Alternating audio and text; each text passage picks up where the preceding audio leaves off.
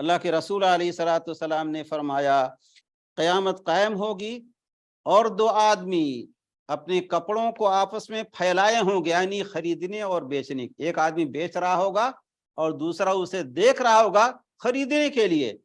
اللہ کے رسول علیہ الصلوۃ والسلام نے فرمایا نہ تو خرید و فروخت کر سکیں گے اور نہ اپنے کپڑے کو لپیٹ سکیں گے، یہاں تک کہ قیامت آ جائے گی۔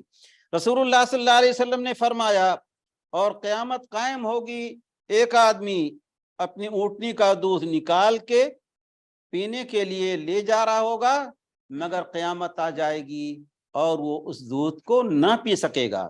رسول اللہ صلی اللہ علیہ وسلم نے آگے فرمایا اور قیامت قائم ہوگی اس حال میں کہ ایک آدمی اپنے حوض کو جس کے اندر پانی ڈالنا درست کر رہا ہوگا، اس میں سے وہ پی نہ سکے گا، یہاں تک قیامت قائم ہو جائے گی۔ اللہ کے رسول علیہ الصلوۃ والسلام نے فرمایا اور قیامت اس حال میں قائم ہوگی کہ ایک آدمی نے لقمہ اٹھایا ہوگا کھانے کے لیے مگر منہ میں ڈال نہ سکے گا، یہاں تک کہ قیامت آ جائے گی، اچانک آئے گی۔ یسألونک عن الساعة ایان مرساها قل انما علمها عند ربی، اس کا علم اللہ رب العالمین کے پاس ہے۔